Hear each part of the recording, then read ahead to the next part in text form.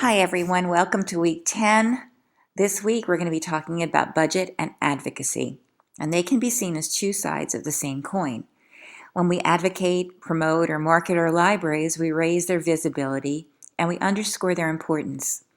Our budgets are tied to issues that relate to the way school libraries are funded, how the legislature in Washington can be influenced to support initiatives that promote school libraries, and also the way the public perceives school libraries.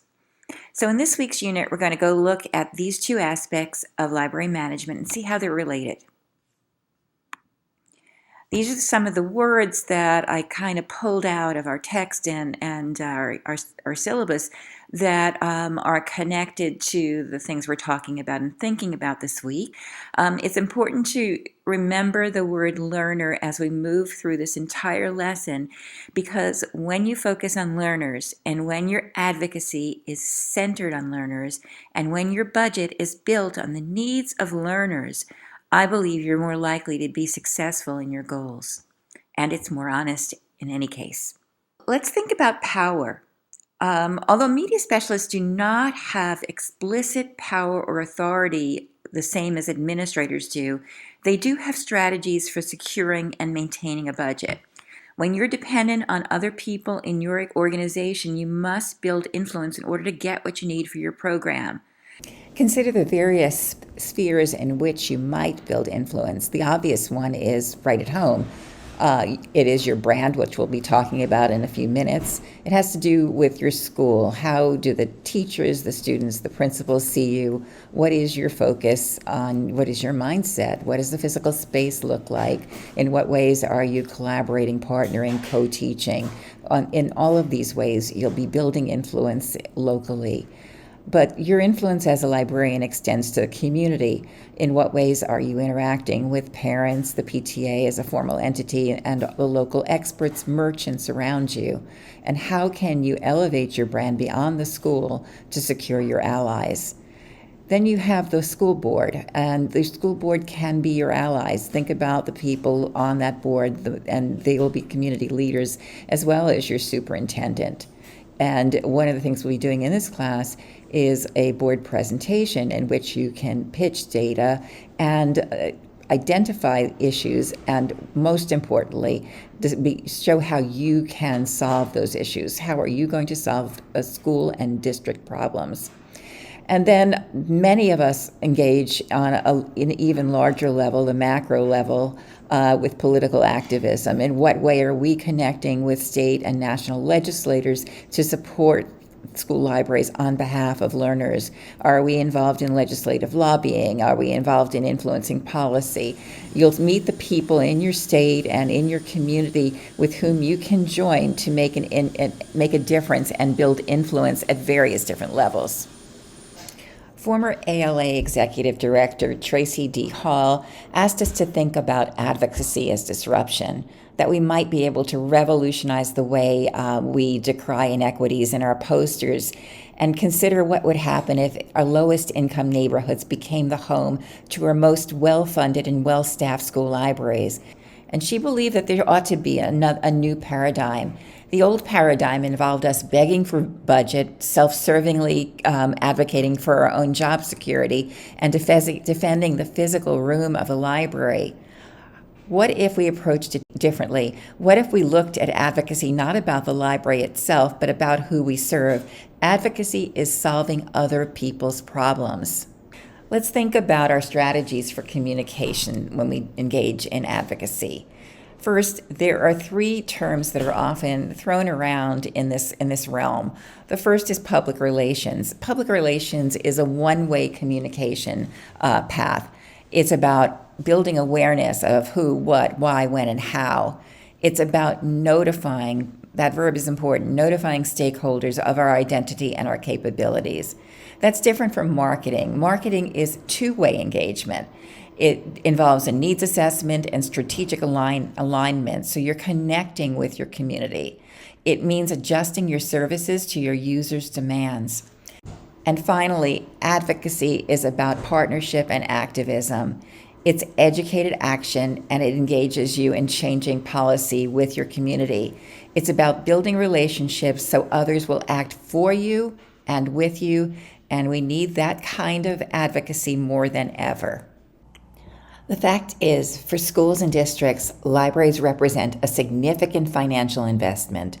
You are responsible for this investment, and you should be able to show return on investment, or ROI. Another important thing to remember is that however well you advocate, the pie is only so big. So you have a couple of choices. The bigger you create your slice by your advocacy efforts, the smaller someone else's is going to be. And so how do you negotiate this? And you negotiate this very explicitly, again, by tying your needs to the needs of learners, by making them the learner's needs.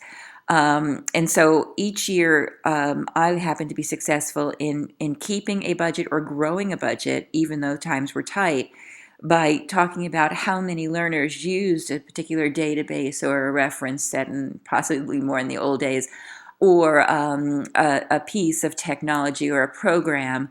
And usually that number served a lot of students in the school, not just one department, not just one class. And once teachers got used to using something, they didn't like to let it go. And I remember sitting in the cafeteria, the faculty cafeteria, and the gym teachers came in all angry that they didn't have enough volleyballs for next year. Their budget had been cut, and mine had grown. And my guess is that they didn't explicitly justify their needs. They didn't say how many students would be affected by more volleyballs. And it is a bit of a game, but it's really important to understand what influence looks like and how to negotiate and how to advocate in a very professional way. I said there were two options. The other option, besides getting a larger piece of the pie for yourself, is growing another pie. And in some ways, we'll talk about that a little later. If you're an entrepreneurial professional, you'll figure out a way to go beyond the pie and start baking another one for yourself. So how do you build a budget? We use both formal and informal power to build our influence. We have expertise, we have professional competencies, and we have relationships, and we have connections in our community. And these are really important as we build informal connections and power structures. It's really important to link your budget to that strategic plan that we've been focused on. The goals and objectives of your action plan are priorities for funding, and they are the rationale for your requests. Budgets should be outcome-based, and they should present a detailed analysis of how a well-funded program will positively influence students, teachers, and the program. You need to build that outcome-based budget that specifies how it will support the school and the school's curricular goals. You can use school documents to connect with those goals and build your rationale. For example, school improvement plans, school development plans, accreditation report recommendations, state standards from professional organizations, and as always, it's always based on the budget. Your budget's always based on ASL program standards. And sometimes you're going to need to stretch a limited budget, especially when you're coming in and the budget's already been established. And so you want to initially think about, is there overlap? Will one general database cover it, or do you really need two? You need to reevaluate the things that are on what people call standard order. Do you need every one of them every year? Has a digital tool eliminated the need for a tool that you've always ordered in print? Can you seek additional internal funding, negotiating, sharing funds with another department? If you're buying a social studies database, for instance, would the social studies chair consider funding it with you? You may need to seek external funding. Look around, especially if you're in a school that has poverty issues. Look for federal government funding. Look at IMLS grants and the Laura Bush grants. There's another tool called Improving Literacy Through School Libraries. Connecting with the New Jersey Link or Library Link New Jersey Consortium is another help. Cut down on processing costs. Maybe you don't need as many Mylar jackets or overdue slips. Make use of the bargains that are announced by publishers. There are closeouts in May or June. At the end of a conference, for instance, if you wait till the last day of ALA, for instance, on Monday morning, the publishers are not carrying their books home. Same thing happens with a state conference. Talk to a vendor at a conference on the first day and say, hey, let me put some little yellow slips in these books, and I will take them home for you at the 50% off rate at the end of the conference. Always negotiate with vendors.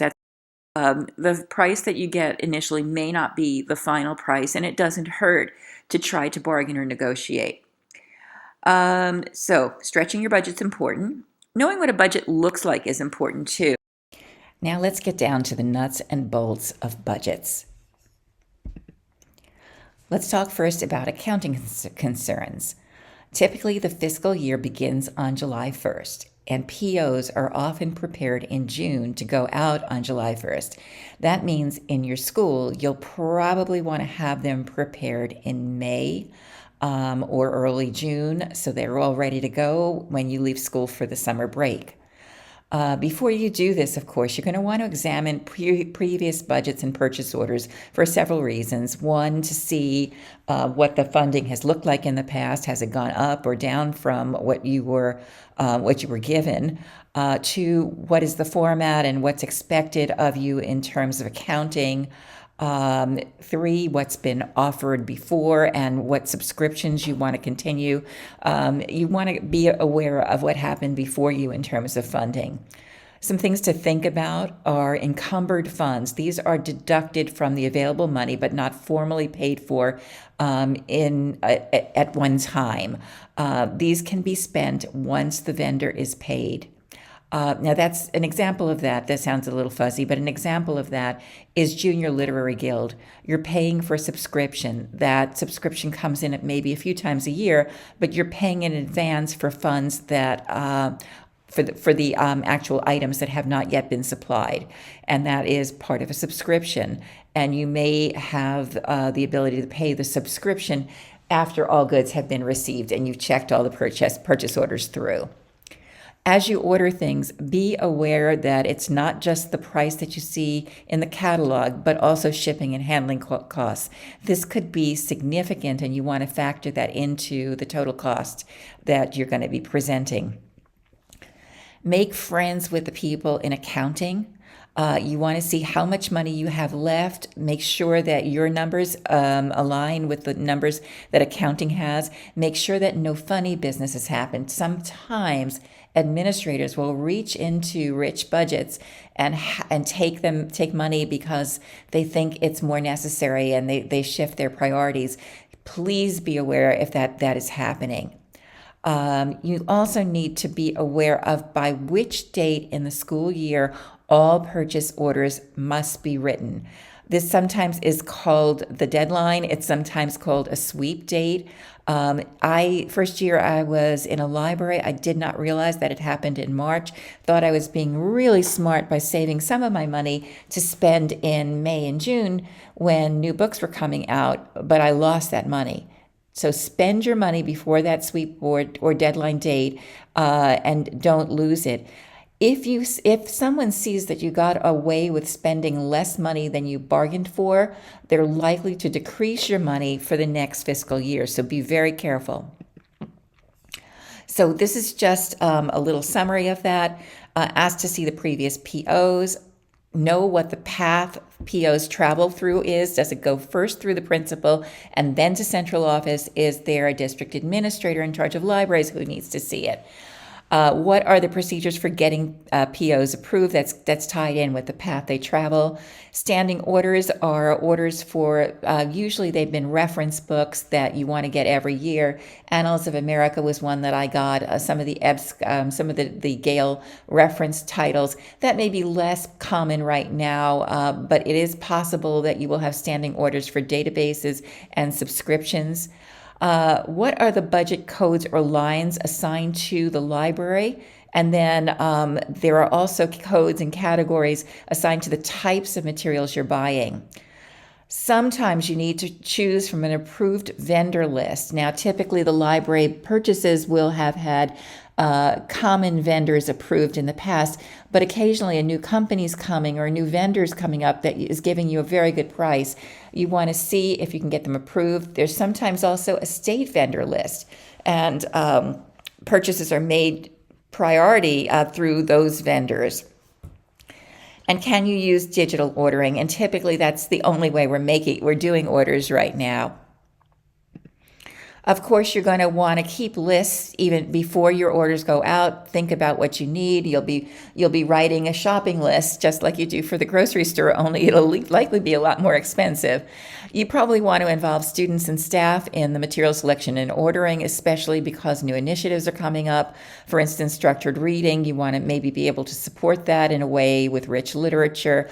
There may be new readings for the English language arts curriculum. And you might have people interested in what your makerspace is going to look like. So you want to get your staff input and your student input involved. Students will tell you what books they want, those readers, the library nerds who hang around you. And you might include them in ordering and the selection process, but you might also have them help you with unboxing. Unboxing is so much fun when you get several boxes of books or even one box of books. Have people help you unbox them and put their sticky notes on them for first dibs. Of course, you want to respond to school goals, curriculums, needs, events, for instance, an author visit, one book, one school, or community. And you want to know the major publishers. Follett and Mackin are among those, but there are many specialty publishers and other publishers and vendors who deal with furniture and supplies. So know those. We have a list of those in our playlists.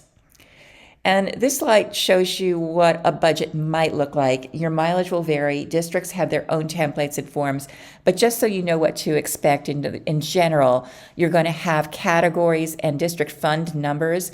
You'll have item descriptions. You'll need to select a vendor or source, or sometimes it's a jobber.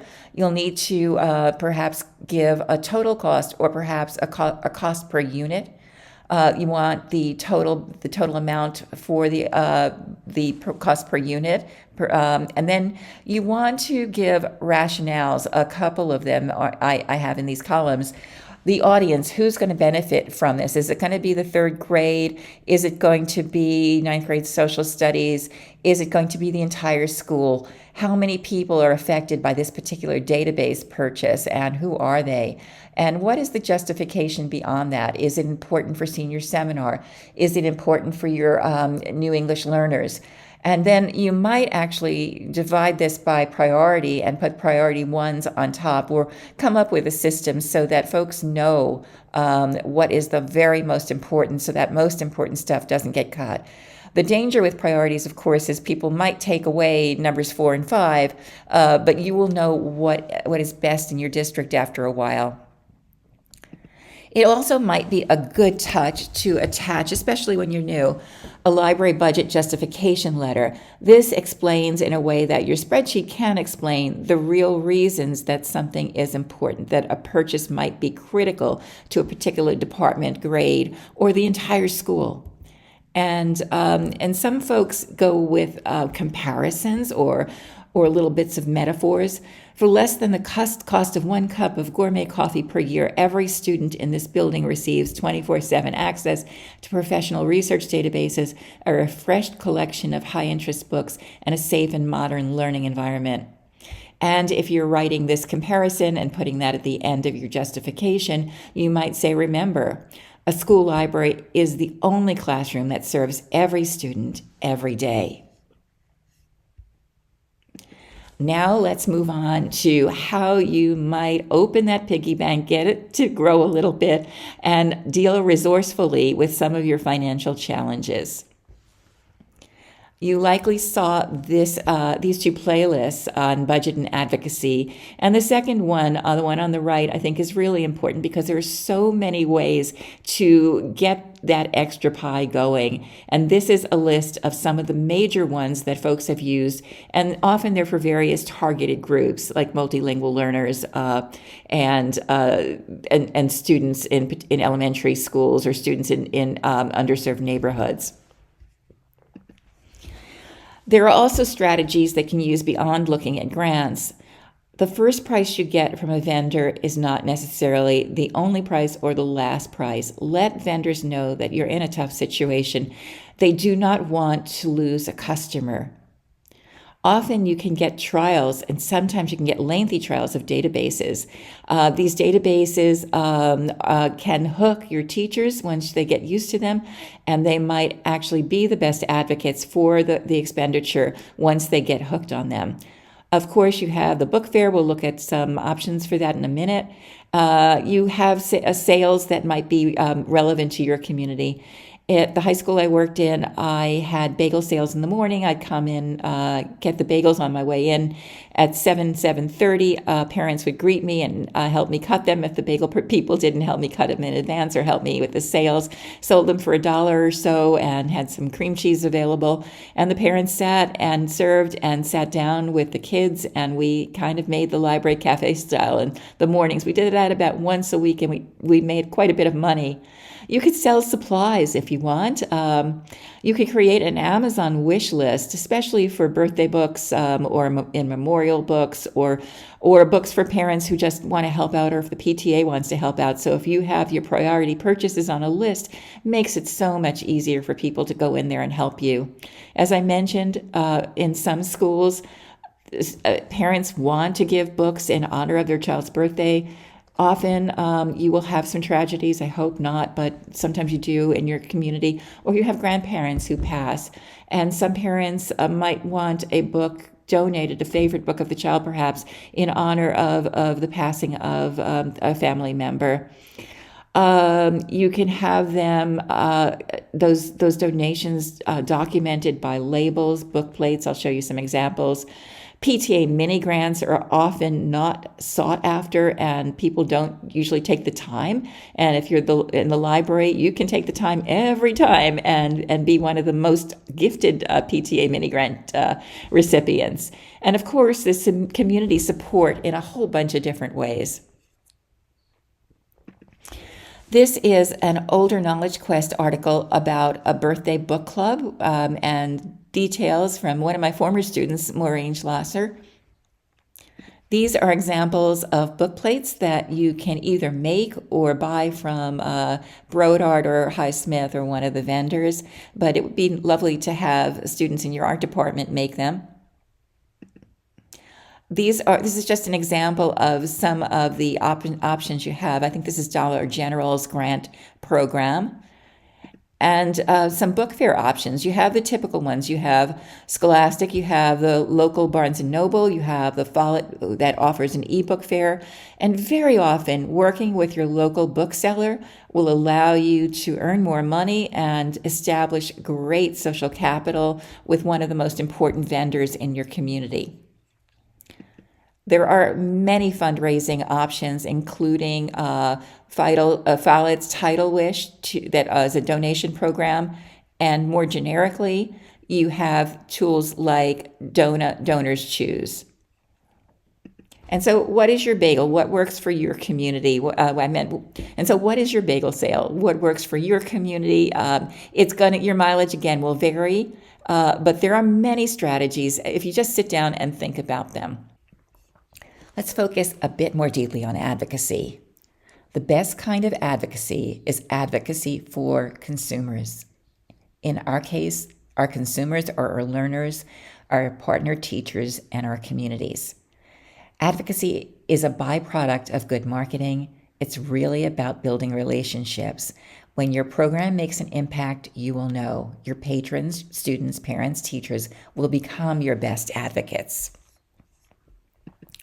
A wonderful article by Barbara Stripling was written about a little more than 10 years ago in Knowledge Quest, and I highly recommend it. You want to connect your messages to the priorities of the person to whom the advocacy is addressed. You want to craft your messages around children and learning, not around the school library itself, and certainly not about you as the librarian yourself. It's important to build these messages around data gathered in the previous steps of your planning so that it can be based on authentic evidence.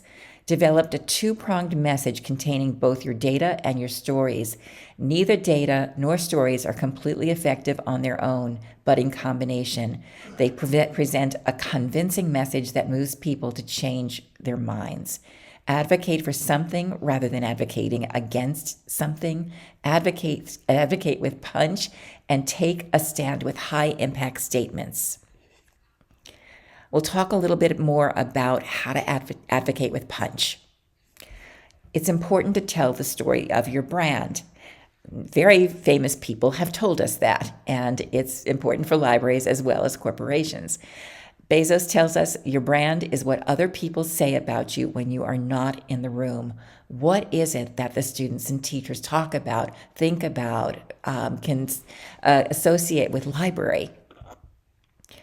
We've read a bit of Ballard and Johns. I want to recommend that highly to you as a reading after our class is over. Among the things, the very smart things they say is that every encounter and every transaction in our libraries must support our brand expectations. Ballard and Johns mention, and other people have mentioned, the very iconic Nordstrom brand, the Nordstrom Way. They have a culture of service and brand loyalty. They take very good care of their customers, and this is their corporate motto, their corporate mission and vision, and everybody knows it. And they do all sorts of innovative things to meet the customer's needs. This is an infographic that's based on the material that I've been reading about in Johns and Ballard's book. And you can see that what they say about library brand is it's more than a logo. You start before you need money. You start building social capital, which we'll talk about in a minute. If you're moving from transactional, the idea of people are just coming to get books, but people are coming in for services and to engage with the library. And I've told you probably in the first lecture that I hope that you'll move from a transactional to a transformational model. Your librarian's brand must project a positive, helpful, and energetic professional identity. But it's not just about your librarian brand. It's about your corporate brand, your organizational brand. The space should be branded as a welcoming, inclusive, perhaps a learning commons in David Lurcher's words, but it should feel like it's owned by students. And your brand should carry through the physical space as well as your visual identity, what you put out there in terms of the flyers, newsletters, and your social media presence. You should separate your personal brand from your school library brand. Yes, you have a professional face. Yes, you're going to build social capitals as an individual. And yes, we'll talk about your elevator pitch, but it's more important that students get to see the library brand because these students are going to be using the library ecosystem through their entire lives. If you set the idea that the library brand is valued, fun, engaging, worthwhile, and that people will find what they need in many different ways when they visit the library.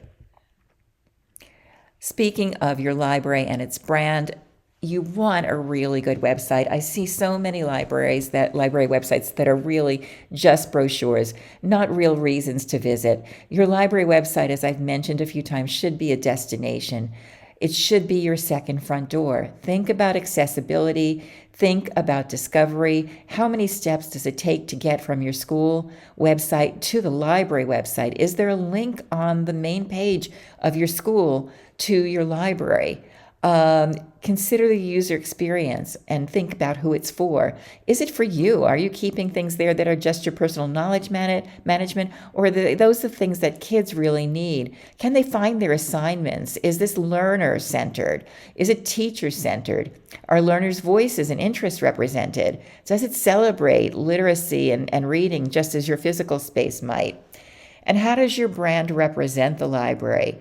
Can parents and teachers get to what they need? How does it represent you as an educator, a literacy cheerleader, a leader?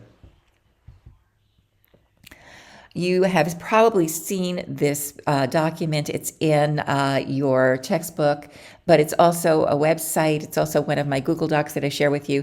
These are things that I think should be in a library website, sort of sorted by priority. You're not going to get there in your first year, but as you determine needs, those things will automatically become pages in whatever platform you choose for your guide or your website.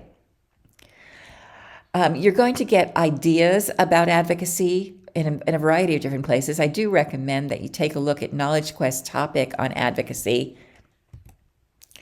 One of the important things that you'll need to do relating to advocacy is the elevator speech.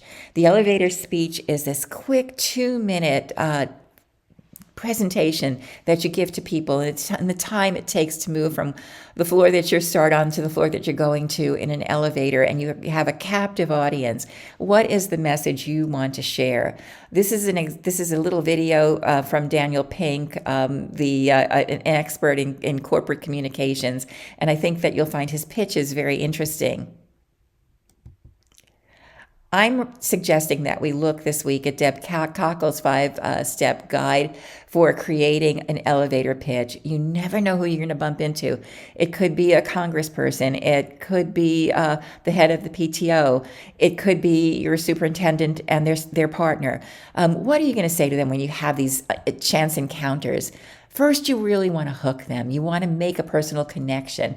Dr. Smith, I read your newsletter last week. I love the part on you name it. In what way do you want to pitch something? A small ask, perhaps. The ask might come at the end.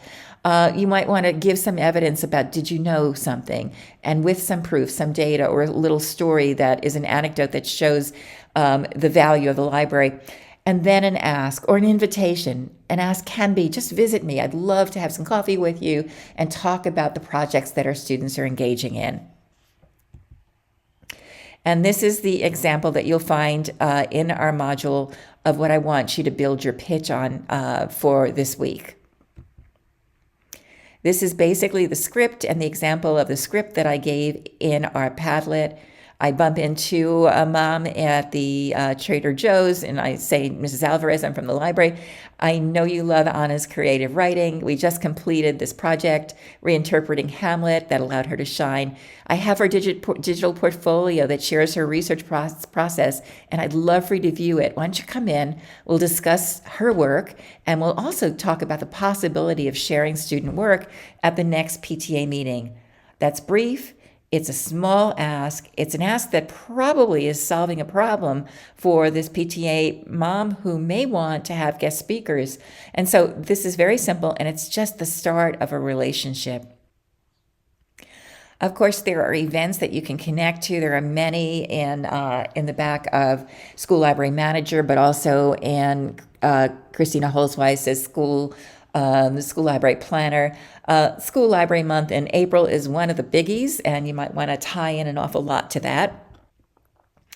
You want to take pictures of school events. Have your library ambassadors go around and be there to report back for the school through the library on the library's website. This is my Flickr account through Springfield Township High School, and the kids and I documented everything that happened at the school. At the end of the year, the superintendent came and asked, can we borrow some of the photos that you took for the annual report? And students who were on the yearbook looked for these as well. We also had a Pinterest board, and this was keeping track of events, games, things that happened around the school and in the school community. Our One Book, One Springfield. All of these things were documented on our Pinterest boards. Let's talk a little bit about the relationships that you'll be building. There are many people in our neighborhood. You will be building relationships with your publishers. Remember that if they're not trying to get you, they're your friends. If they're successful when we're successful, when we have money to purchase things, they get more successful. It's also helpful to let them know what issues we're having with our products. Join a focus group, even just talk to them casually at a conference and say, I think this product could be better if you designed it with this feature. As I mentioned before, seek better deals, negotiate, volunteer to pilot new products and give your honest opinion. Explore the public relations materials that they put out. You would be surprised how many lesson plans, escape rooms, scavenger hunts, materials that promote your products, tent cards, banners, icons are on all of our vendors' materials, and they're very underused. Ask for the help of others. Don't forget that you pay for customer support, and it is valuable, and they want to help you, and they want to make their product successful. As I mentioned, focus groups, and engage. Understand what keeps your publisher friends up at night. There's also the local library ecosystem. You can easily connect with your public library colleagues as well as your academic library colleagues. If on the public library level, create shared programs. We did one Springfield. We also shared our summer reads with the local public library that were doing no good for us in the school library over the summer. So we created a card system where students could borrow those books from the public library. Chat about their children. We share their common needs. Coordinate with Summer Reading Club. Nashville, Tennessee is one amazing example of how Summer Reading Club spills in back and forth into the school library. Negotiate as a consortium, or if possible, get better rates on databases and books if you can. Understand, again, engage in what keeps your partners up, both those public and school. And you can do a lovely service for your public library by emailing them when major projects are coming, when everybody's going to be looking for a biography of scientists, or when everybody is going to be studying Hamlet. All those little things will help you build social capital. And if you can, on a lunch or some professional development day, pop in, bring some goodies, and sit down and have some coffee. It doesn't feel like you can connect with your academic library colleagues, but we were very close to 2 academic libraries, and my students had visiting rights there. I just called them. They didn't have borrowing rights, but they brought dimes and whatever they needed to make copies. I don't know if that's the way it's done right now. And we had a very positive relationship. We even made time for the librarians to do little video visits with our students and talk them about their websites.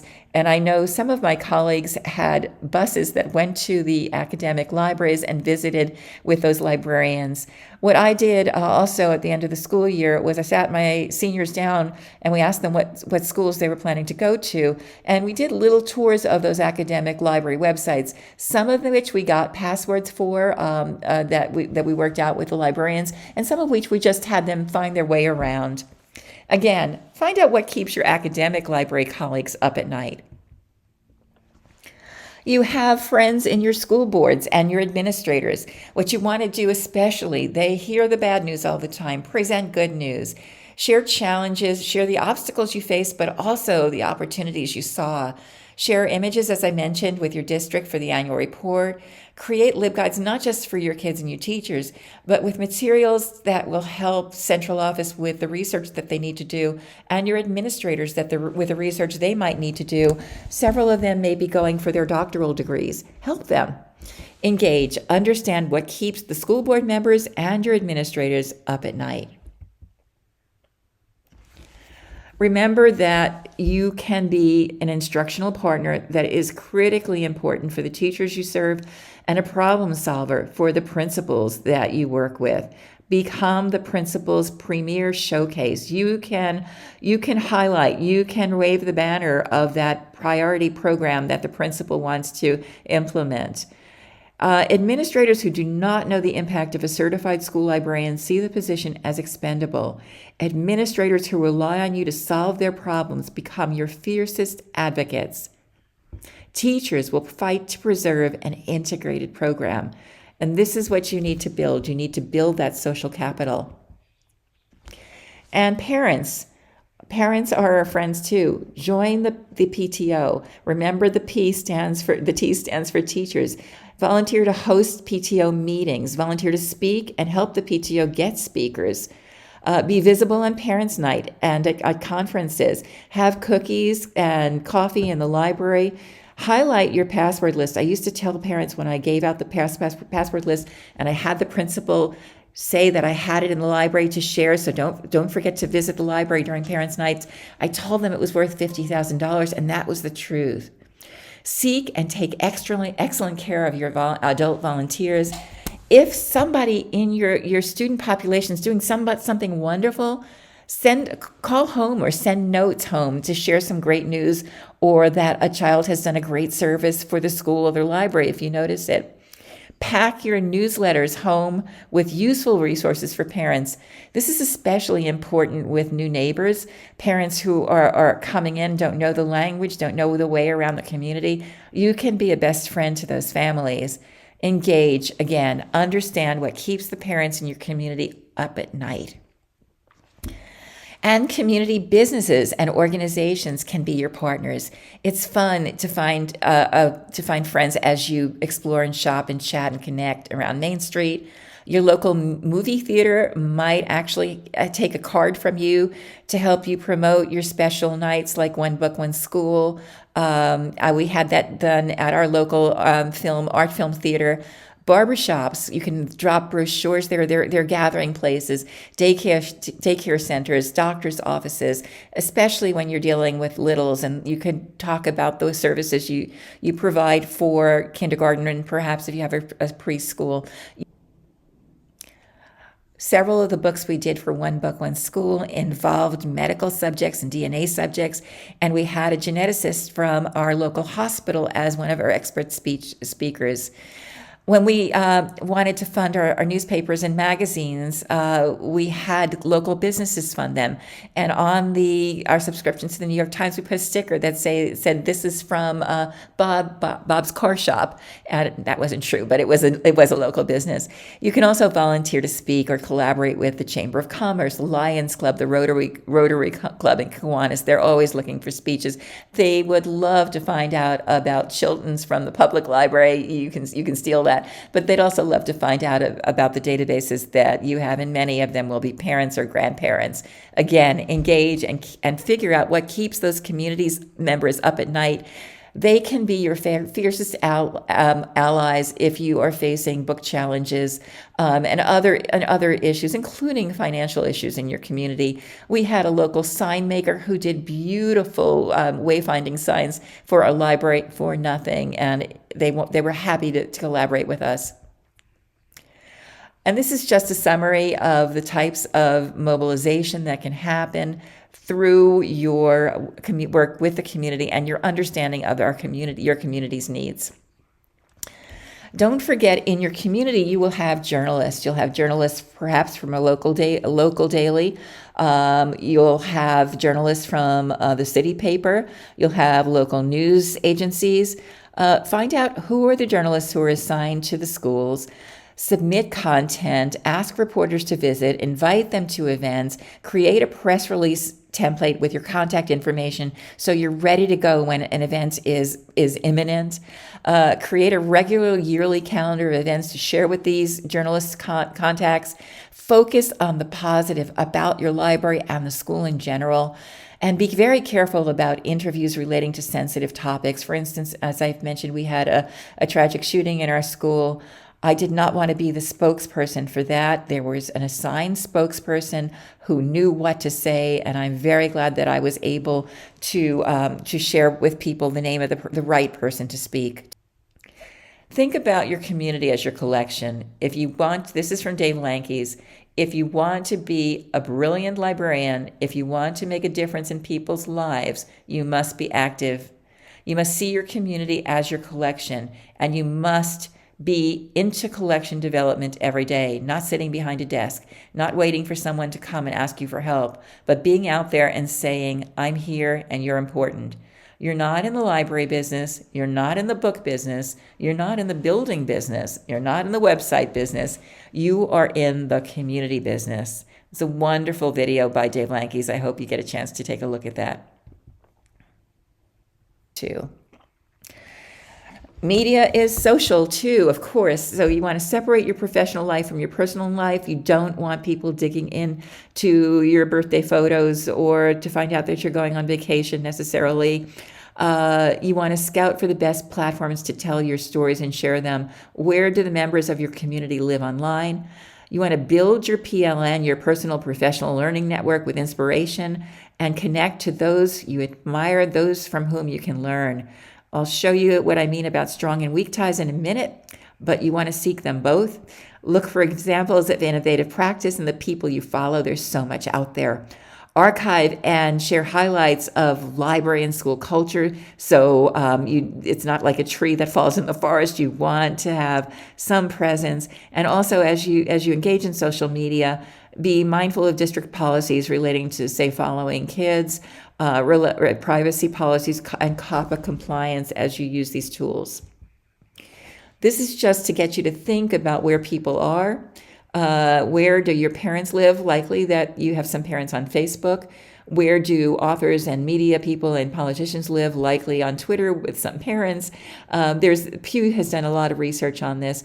Our kids are likely, those who are old enough and are telling us, they're likely to be on Instagram, TikTok, and YouTube. Even if their ages are not appropriate for them, that's where they're likely to be.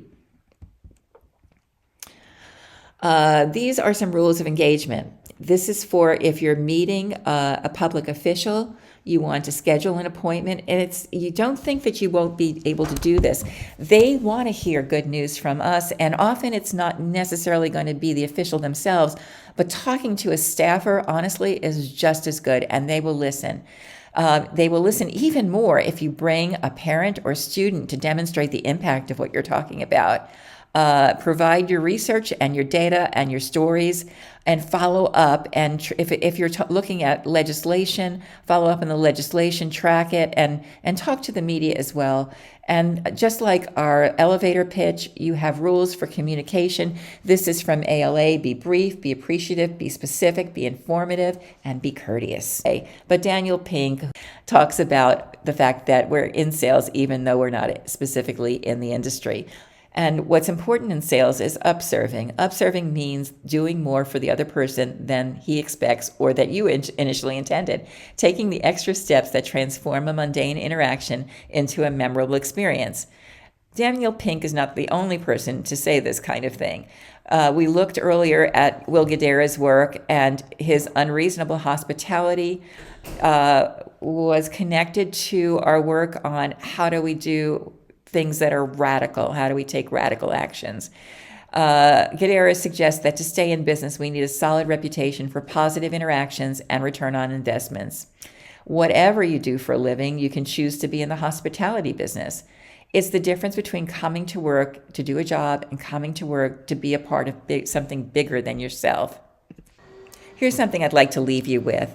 As we build our plan for both advocacy and we build our plans for budget, what can we do to make the library brand and the library experience better?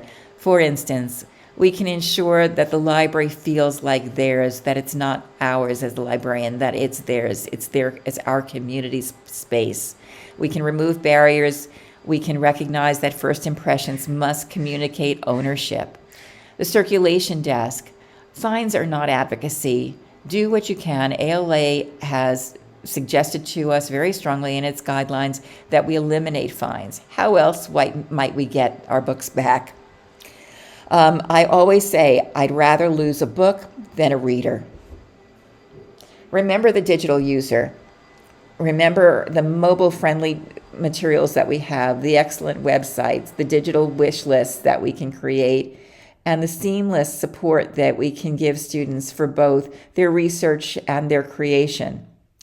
Remember that ninth grade student who feels ownership of the library today is the foundation of a community bond vote tomorrow.